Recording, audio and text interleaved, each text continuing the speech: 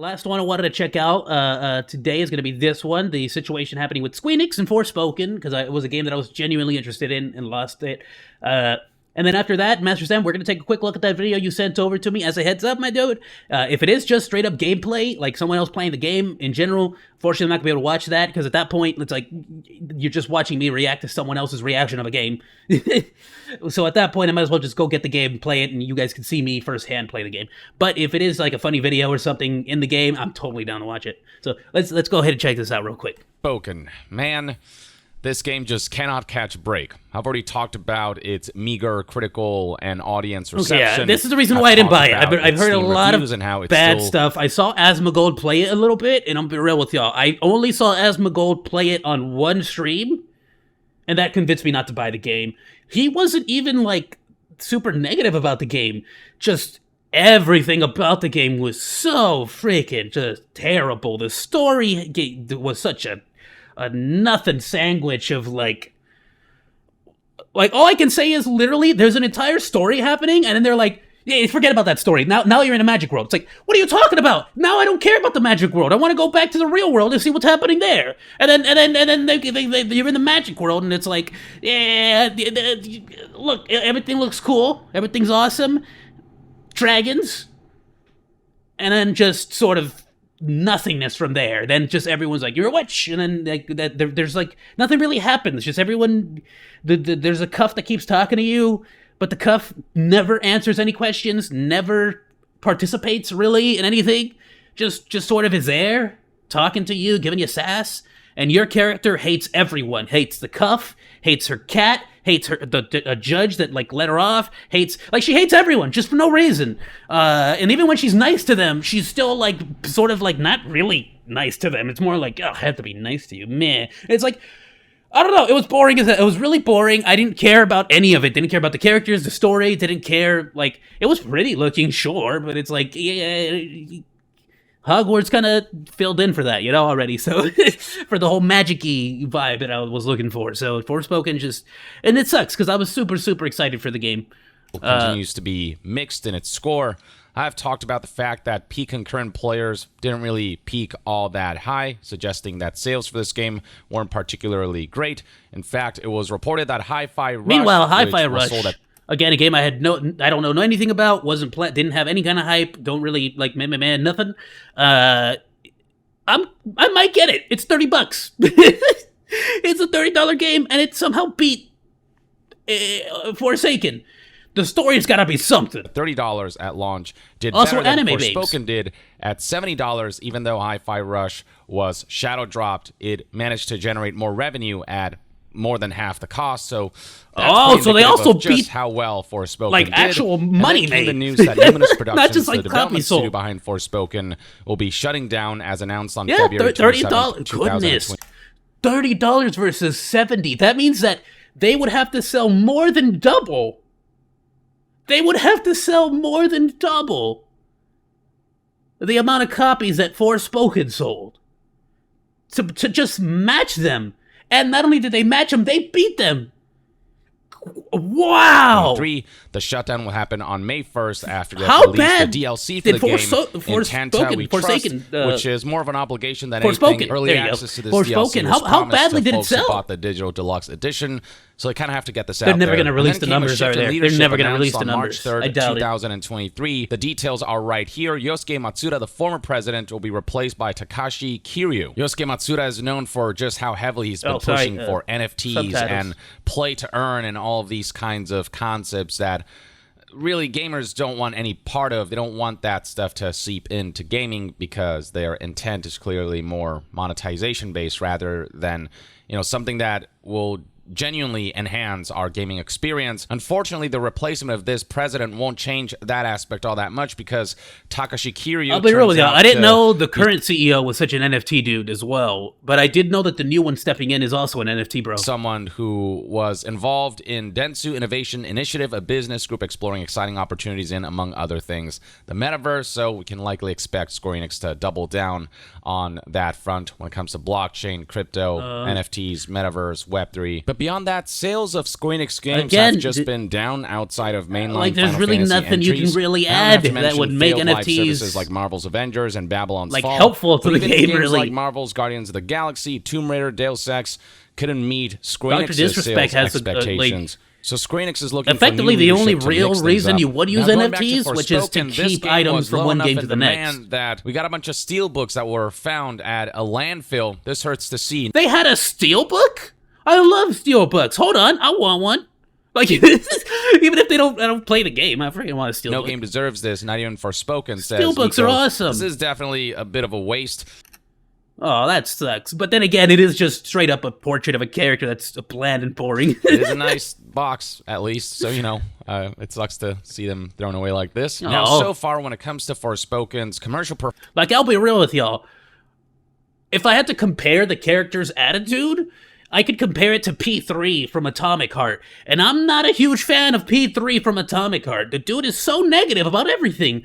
But I love the glove. The glove is super awesome. And he's starting, like in the story, he's starting to really sort of chill around the glove and chill around certain, like, people, starting to question things. So it kind of, like, works in that aspect because he's, like, super, no, I'm all about the Communist Party and all this stuff. But he sort of started to slowly see cracks into his beliefs. And that works. From, like, the 8-hour whatever stream that Asmon did, freaking no kind of change. Just always perfect, always super angry, like, just not a good person. Constantly breaking the law or just being mean. Like, I saw this one clip where at the very end of the game, she basically tells the entire town, like, I hope you all burn. Like, it's like, yo, I am a flamethrower, like, pygmy monkey, and I wouldn't, like, wish an entire town get burned down like that. Like, what is wrong with you? Like, you're so mean. Speculative.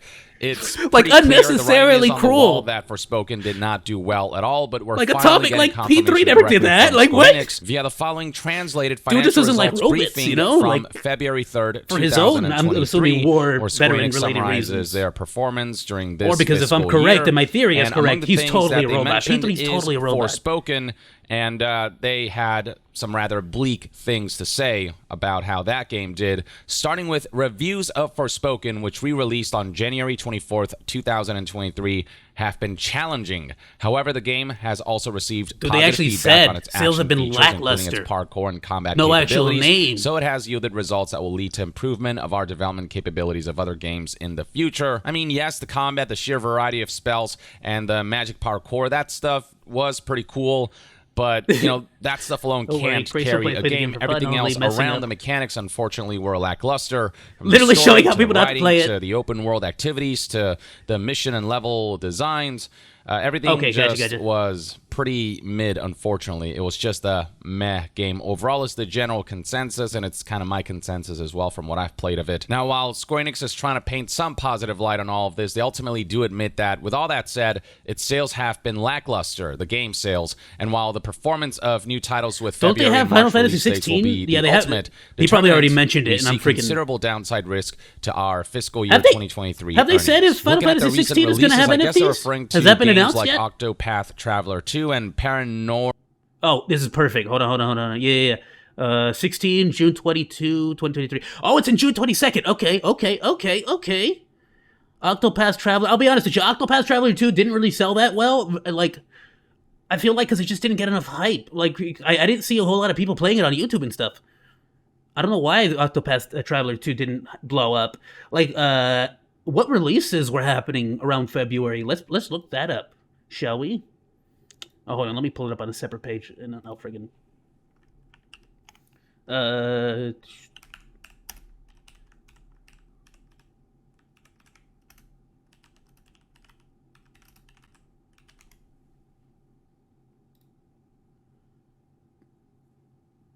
Not for movies.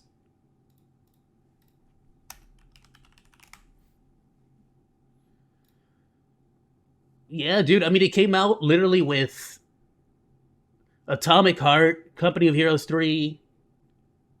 What is this? Deliver Us Mars? Like a Dragon, Ishin, and the surprise release of Metroid Prime Remastered. Yeah, I mean, they had...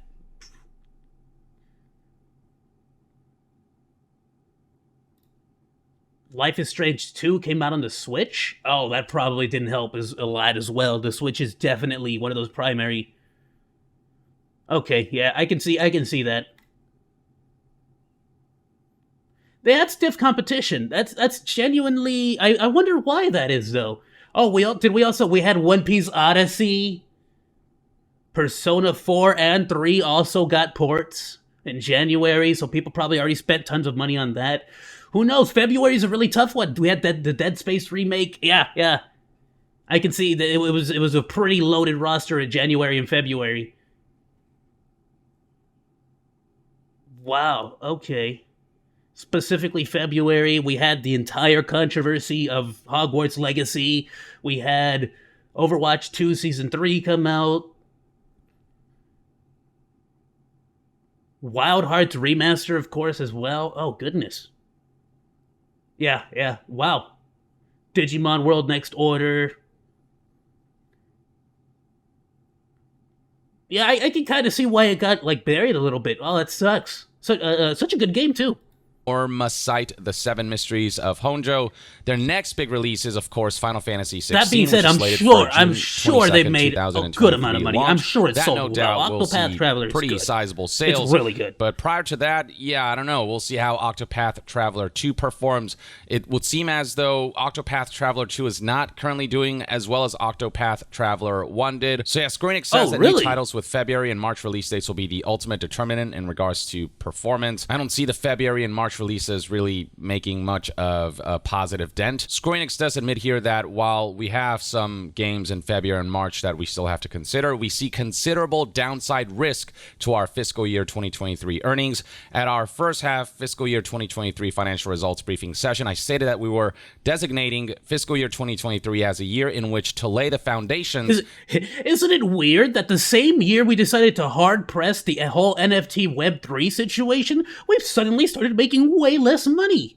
That will enable us to achieve our medium-term objectives. I wonder what's happening. That we nonetheless intended to pursue year-over-year growth in sales and profits. In light of current conditions, however, I have to admit that this will not be easy. They had some pretty modest goals for fiscal year 2023, but we're still planning to ultimately grow in sales and profits. But now, in current conditions, with what's happened recently, they're like, even our modest expectations will likely not be met. It's going to be a challenge. It won't be easy to meet even this goal right here, which was more about, laying the foundations. So, they're performing even worse than they expected. Eventually, the financial briefing kicked into Q&A mode. This is actually good news. We get some unfortunate news about the only way we can plans to course correct convince instead of businesses or even how they market their games. Instead of trying even have a voice in the conversation is literally with our wallets. That's the only way to genuinely send a message to them. It's just not buying the games. To gauge where they went wrong with their games marketing, or but it seems like they want to double down instead. So it's like, okay, you want to keep and whatnot. When asked what kind of initiatives you want the scales to just sustainable growth, go straight down. Sure, let's do it. Will not be concentrated solely in fiscal year 2024. It's your party. If you want to cry, pipeline so we will have a good spread of new releases in fiscal year 2025 and beyond as well. We also hope that you will look forward to the blockchain games we plan to launch in fiscal year 2024 and thereafter. They're betting big on NFTs and that this will draw in big audiences and that this will allow for Squenix's own economy to form, where players will be able to essentially treat digital assets as investment opportunities for Squenix to take pieces out of for monetization purposes. If this is the direction that Squenix is headed in, then they've completely lost the plot. Ubisoft has already tried to implement NFTs into their games and make it a big deal.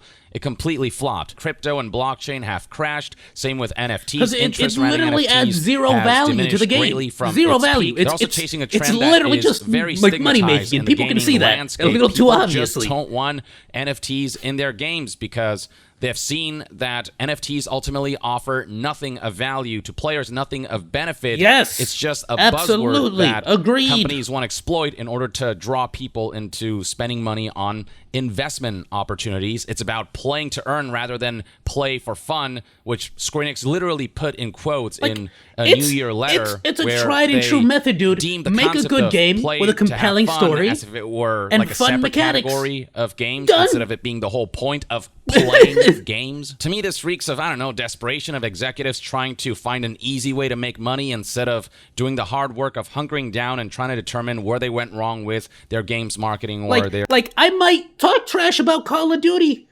but if anybody actually cares about any of the characters, there's a story to Warzone, and it's still going. It's freaking wild. Now all the members of oh goodness, well, I'm sorry, I'm freaking blanking on the name. But now instead of just Ghost having a skull mask, now everyone from like the previous Modern Warfare is a part of the team, and they all have their own respective designs for the skull masks, which actually gives the whole story behind Ghost having a skull mask a little bit more it's a little bit more grounded, rooted in reality, where it's not so much like that edgy guy in the military that wears the skull mask. It's like, no.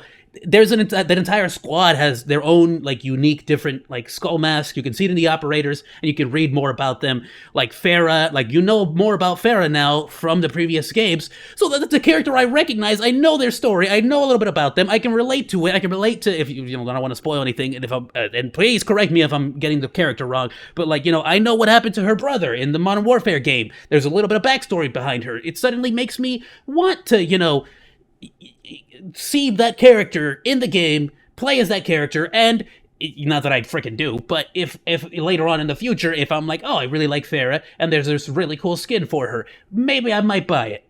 At that point, you've made the effort. But if it's just generic operator guy again, I'm not gonna freaking buy it. What do I care about generic operator guy? Why do you think they have to sell, Attack on Titan skins? Why do they have to sell Mortal Kombat skins on Call of Duty? Because nobody cares about your characters. Like, they care about the people that we know, and then all these other generic dudes that nobody knows about. Like, who cares? No one cares.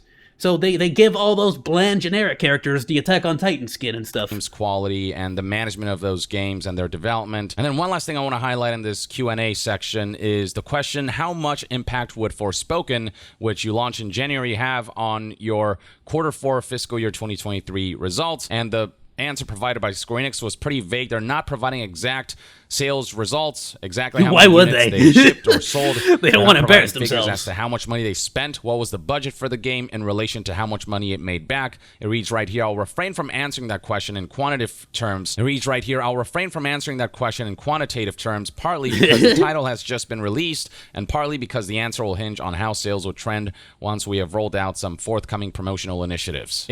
Basically, we did so terribly that we don't want to say any numbers yet until we fix the problem. Forspoken would have been a massive success. We would not see this kind of I'll be real with you. Like just saying sold 1 million copies is a really, really good number. So definitely not 1 million.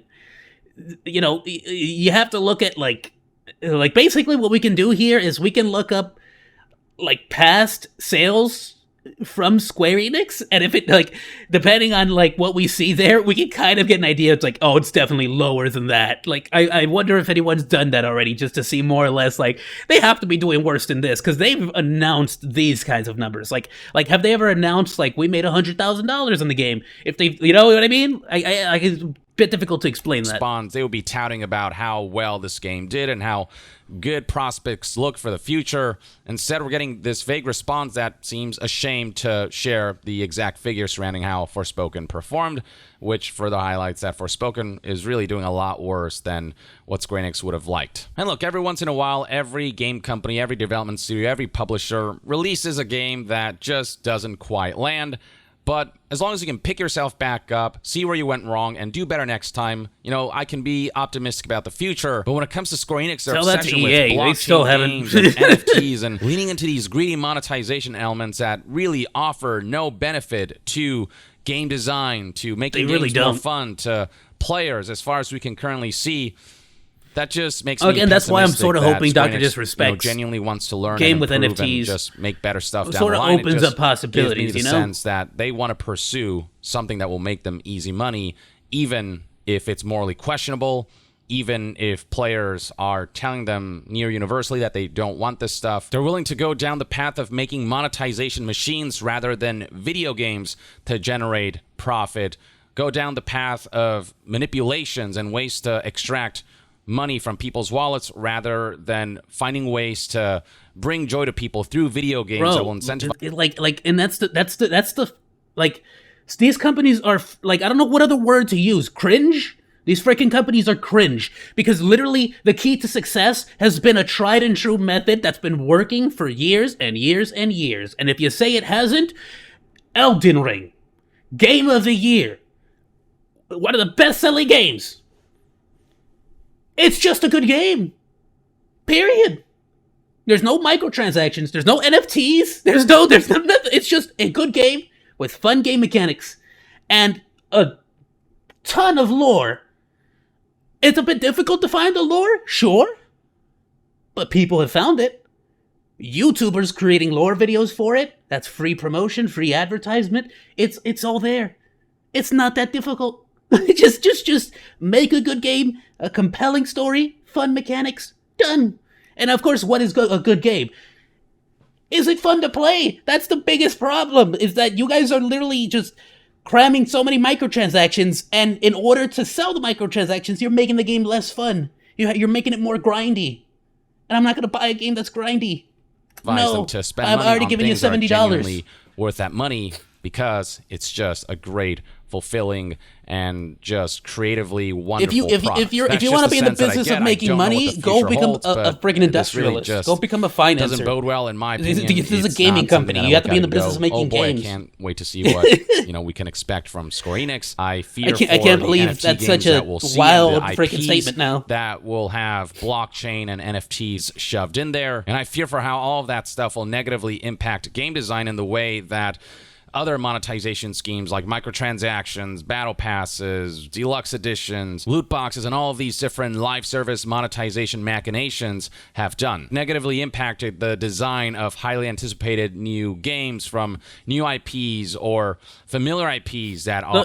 The one thing I can say that's good about the Battle Pass from Call of Duty, for example, the current Battle Pass right now, which is sort of like Japanese themed, I hate everything in the Battle Pass. So I just don't spend money. It all looks lame, boring, super edgy. Not a single thing in there is interesting. I don't like any of it, so I'm just not. I'm skipping this Battle Pass altogether. Just boring. Are getting a video game treatment, low effort, freaking like generic Japanese style, seeing just how stuff ultimately like generic it looks. I feel like that's sort of the direction we're headed in, except with a new monetization buzzword: blockchain, NFT, metaverse, Web3, crypto, whatever.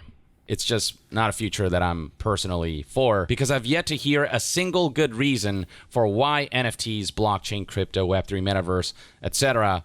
will be beneficial to gaming as a whole. It all just ultimately seems detrimental. It all just seems based off of the ultimate goal to make a profit rather than to genuinely push the boundaries of what can be achieved with video games. But that's just one man's take. Let me know in the comments below what your thoughts and opinions are on Squenix admitting that Forspoken's commercial performance has been lackluster, and them doubling, tripling down on blockchain games and expressing enthusiasm show that support towards those types of experiences. Share your thoughts in the comments below, and to be further updated on all things gaming news, reviews, and discussions, stay tuned right here on Young Yeah. I'll see you guys next time. Young out. Super awesome, dude. Dude's amazing. Also does voice acting for everyone's favorite JoJo's Bizarre Adventure, which I need to catch up on. A game that still brings joy to the world is GTA San Andreas. It's so great that many people still play it. Of course they do. It's such a vast game, so much to do in the game, and such an amazing story. Of course, there are other good games. I'm just saying that this game is my favorite. Dude, I can totally agree. San Andreas is one of those games. It's a sandbox game. Even look at the current GTA 5, with all the microtransactions. I feel like it's incredibly limited compared to San Andreas. Why? Because, I think I purchased a frickin' farm for plants in that game. And I have to, do a truck delivery. But, of course, generic Mr. I bought the $1 million shark card, just can fly up on me on his motorcycle that fires missiles and just blow up my stuff and move on with his day, and he gets all the money. And I lose all my product. Great. Microtransactions make the game so much more fun. In San Andreas, it's a game. It's just fair. Everything. There's no freaking like they didn't have to invent a motorcycle that flies and shoots missiles because that would sell. No, they focused on making a grounded game that made sense in the universe, in the world, and put a bunch of content for you to play with. And if they ever did make a motorcycle that shoots missiles and flies, you would just unlock it by doing a challenge or something, as opposed to, paying real money. and then anyone who doesn't pay money effectively just has to call 5 other people that also play the game and ask them to protect your convoy as you drive across the entire map full of nothing but, microtransaction owning dudes. It's wild. It's one of the reasons why I didn't play, I stopped playing rather, Grand Theft Auto 5. And then another reason why I didn't even play Red Dead Redemption 2's multiplayer. I flat out just completely avoided it. Played the campaign, and then pretty much just gave up on the multiplayer because I just didn't see a reason to. It was the same exact problem. Yeah, my dudes, I'll tell you what, Sam, yeah, and it's not even a CPU or GPU demanding. Yeah, it's not. You really don't need to have a super demanding game to make it popular. Look at freaking Stardew Valley. Look at all these other games that just blow up. Look at freaking, it was the game you just talked about, the one that beat Forspoken. Not a high-demand game. You don't need fancy graphics to make a good game. You really, really don't.